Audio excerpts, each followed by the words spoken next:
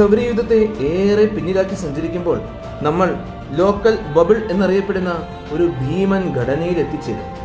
വളരെ ചൂടുള്ള അപൂർവമായ ഹൈഡ്രജൻ നിറഞ്ഞ ഒരു മേഖലയാണിത്.